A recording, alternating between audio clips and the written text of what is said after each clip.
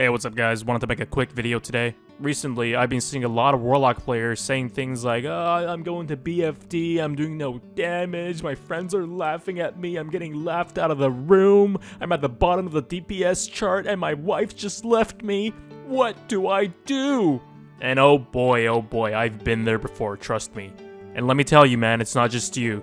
Casters are really fucking weak at level 25. But that doesn't mean you can't do any damage at all on Warlock. Today I want to show you guys the setup that I personally believe to be the best setup for Warlock. And it's the setup that I think everybody should be running. Whether your group's just looking for a little bit more DPS to meet that check, or you just want to impress the 30-year-old single dads in your group, this setup is going to help you pump like a high schooler on prom night. Let's get into it. This is the BFD Pre-Bis setup that I recommend everyone to be running, and as you can see, we're going to be going Destro today. And the reason why I prefer Destro over Affliction is because it's just so fucking easy. It is a 3-button rotation, all you're doing is Incinerate, Immolate, and Chaos Bolt. There's not much thinking involved, and the rotation's really fucking easy. It's about as classic WoW as it gets. So starting off with the gear, we're going to be looking at the hat slot, and really the only viable option are going to be Shadow Goggles from Engineering. These give you a little bit of spirit and a little bit of intellect. So if you're playing Warlock, I definitely recommend getting your Engineering up, but if you can't get this, it's not the end of the world, it's not that important. But if you're playing on the Alliance side, there's actually a better item called the Dread Mage Hat, which you get from a quest line. These will give you 7 intellect and 7 spirit, and this is actually better than the Engineering Goggle. So if you're playing Alliance, I definitely recommend getting this hat. For the neck slot, there's not really much to get. All the green BOEs are super fucking expensive. You're probably not going to be wanting to spend any money on that. But if you're honored with the PvP faction, you can get these Sentinels Medallion. These give you 2 stam, 6 agility. It's not really that great. It's just there's a placeholder. So if you can't get these, it's not that big a deal. It's not the end of the world. It doesn't matter. Next, in the shoulder slot, we have a newly released item called the Invoker's Mantle. Now this is a fucking godsend. It gives you 7 spell damage and 5 intellect. But the most important thing is that you can buy this off the auction house for 1 gold. Previously on Alliance side, if you want to spell damage shoulders, your only option was the Magician's Mantle. And that thing costed 50 fucking gold.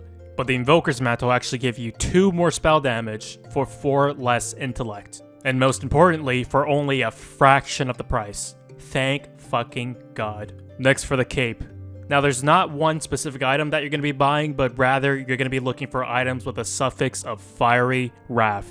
This is going to be the case for most items that I'm going to be recommending today, and the reason for that is because at this level, they are the only good source of fire spell damage that we have. For capes, the max amount of fire damage that you can get is +9, but capes with +9 are extremely expensive, so realistically you're going to be looking for capes with +7 instead. If you're lucky, you can probably find one for 1 gold or 2 gold depending on your server, but if you can't, a cape with +4 is fine. Next, for your chest. Outside of BFD, there's nothing that gives you spell damage, so instead, we're just going to go with the Robes of Argo. These give you 9 intellect and 5 stam, which are quite nice. They drop from Shadowfang Keep, so just run that dungeon a couple times and you'll probably get it. As for the enchant, you can just put +30 mana on it, it's not that important. Currently, the rune I have on it is Lake of Fire, but it's not what I really recommend for going into BFD for the first time. I'll talk more about it later. For the wrist slot, there's really only one option, and that's going to be the Phoenix Bindings. This thing is fucking amazing. It's got 13 fire damage, and this is actually going to be your BIS for this phase. You can get this off the auction house for about 1 gold, or if you're a tailor with a recipe, you can just make it yourself. Again, the enchant really doesn't matter at this level, just put intellect on it. Now on to the weapons, and again, we're going to be looking for stuff with the suffix Fiery Wrath. Now I've listed a lot of options, but in your main hand, you're just going to be looking for a dagger with either +6 or +7 fire damage. Realistically, you're going to be getting one with +6 because +7 is just too expensive. It's around 10 gold, but a +6, you can probably buy one for about 3 gold. If you wait long enough, you might see one for 2 gold. But anyway, look for a dagger with the Fiery Wrath suffix and buy one with +6 fire damage.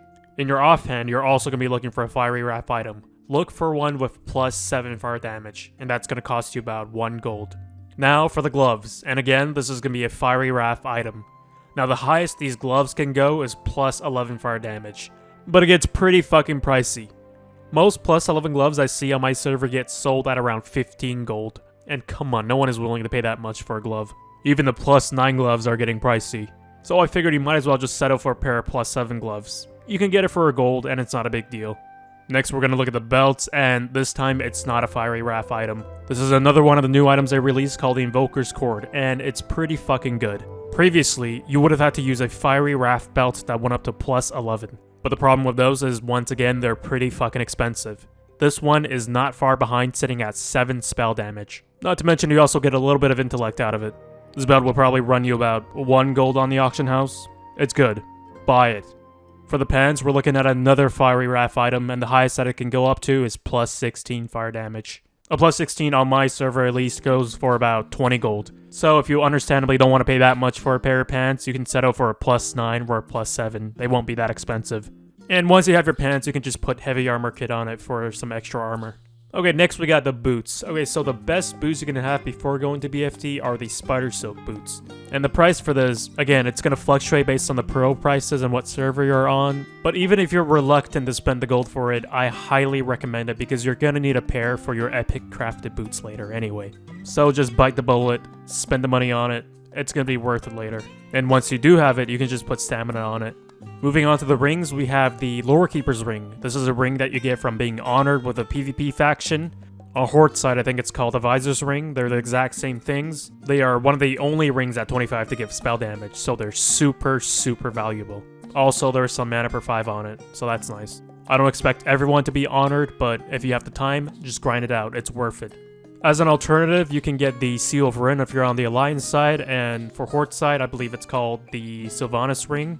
And as for your second ring, you can get the Lavishly Jeweled Ring from Dead Mines. Or if you want, you can put the Seal of Rin or the Sylvanas Ring in the second slot, along with the PvP ring. Next, for the trinkets, we have the Rune of Perfection. You get this by being friendly with a PvP faction. It gives you a little bit of stamina and decreases your target's magic resist by 10. What's not to love? As for your second trinket, you're going to be looking at the Minor Recombobulator, which you get from Engineering. When you use it, this thing restores a little bit of health and mana. It's just nice to have. Now, these two trinkets are completely optional. If you don't have them, it's fine. You don't really need them. They're just nice to have. And finally, for your wand. I'm going to be completely honest, in BFD, you're not going to be using your wand at all, so this doesn't really matter. But since we're going with fire, let's just stick with the theme of fire and get a fire starter. You can get one for like 30 silver off the auction house. Next, let's talk about your consumables and your buffs. So I'm going to assume that you're always going to have a paladin in your group, so you should always have Blessing of Wisdom on. That's going to give you some mana per 5. It's super nice to have, helps a lot with casting. Next is the Boon of Blackfathom, which is a world buff that you get from being either in Darnassus or Thunder Bluff when someone turns it in. This thing drops 24/7, so you should always be raiding with it on. They actually recently changed it, so now it gives 25 spell power and 3% spell hit, which is huge. BFD bosses are coded to be level 27, which means you only need 5% spell hit. With the world buff and the BFD mana oil, you'll have exactly 5% hit. I'm going to assume that you're always going to have a priest, so you get 20 stam from that, 15 stam from the rum, and 8 stam from the +8 food. This build is kind of squishy because you're not running any stam at all, so these buffs, they're going to go a long way. With the 3 that I just mentioned, you're going to have a bonus of 430 health, and that's pretty much going to help you survive anything in there. Oh, and one last thing, don't forget to use the Elixir of Firepower, which is going to give you 10 bonus fire damage. That's going to help a lot. And that's pretty much all the buffs that you're going to need. I didn't put DMF down because you're not always going to have it, but if you have it, choose the 10% damage one. And now let's look at our total fire spell damage. It reads 79 there, but that's because it's not counting the 25 from the BFD boon, so really it should say 104. You're walking into BFD, fresh, with 104 fire damage. You're going to be ripping ass. And say you're missing some of the items like the ring, or if you're using the shittier alternatives for the gloves and the capes and the pants, you're still going to be walking in with like 90 fire damage at least. You're going to do so much damage, you'll make 9/11 look like a fire drill. Anyway, that's pretty much it for the items. There's not much more to talk about for them. If there are some pieces that you can't afford, it's completely okay to buy the cheaper ones. Now let's move on to the talents. The talents are pretty straightforward. You're just going to put 16 points in Destruction.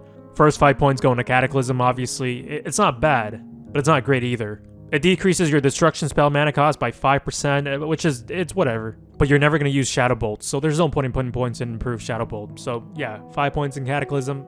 Not much else to say about it.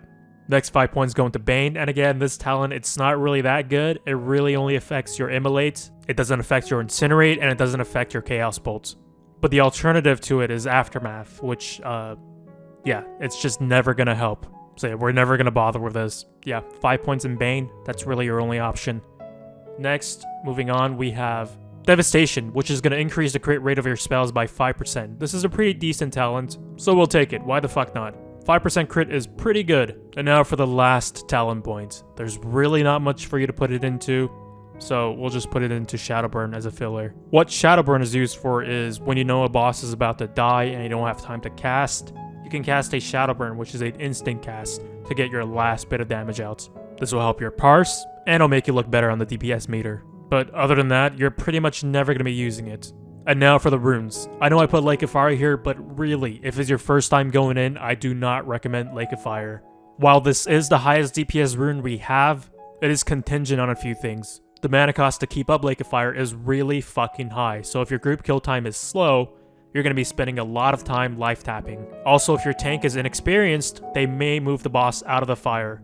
So if what I'm saying is sounding familiar, then I recommend that you take Demonic Tactics instead. This will boost your spell crit and your pet's spell crit by 10%. Once your group is a little faster at clearing BFD, you can switch over to Lake of Fire instead. Next, obviously, we're going to take the Incinerate rune. This rune is insane. Once you cast Incinerate, all your fire damage is increased by 25%. If you throw out a Chaos Bolt and it crits while this buff is up, let's just say you're going to fucking pump. And finally, we have Chaos Bolt. This is just a big fucking button that you press every 12 seconds. Make sure you press it only when you have the damage buff up from Incinerate. Otherwise, you're just slapping them with your soft dick. And that's it for the setup. Lastly, I want to go over the rotation real quick. As I said before, this build is super fucking easy. It's pretty much impossible to fuck up. Start by pre-casting your Incinerate at 2 seconds on the pull timer to get your damage buff up. Follow that with your Chaos Bolt immediately into Immolate. After that, you're going to be using your Incinerate as filler until your Chaos Bolt comes off cooldown. I recommend having a weak aura that tells you how much longer you have left on your Immolate. When you see there's about 1 second left on Immolate, you can safely start casting it again without a clipping. In summary, keep your Incinerate buff up, keep Chaos Bolt on cooldown, and keep your Immolate up. If for any reason you need to move, instead of wasting a GCT doing nothing, you can use Life Tap. For the first 2 bosses, you're going to be using the Imp, and for the remaining 5, you're going to be using the Succubus. And yeah, that's pretty much it. This shit is so easy, a quadriplegic double amputee could play it. Anyway, if this guide helped you in any shape or form at all, please consider leaving a like, comment, and a sub. It really helps the channel and I would greatly appreciate it. I'll see you guys next time. Thanks for watching.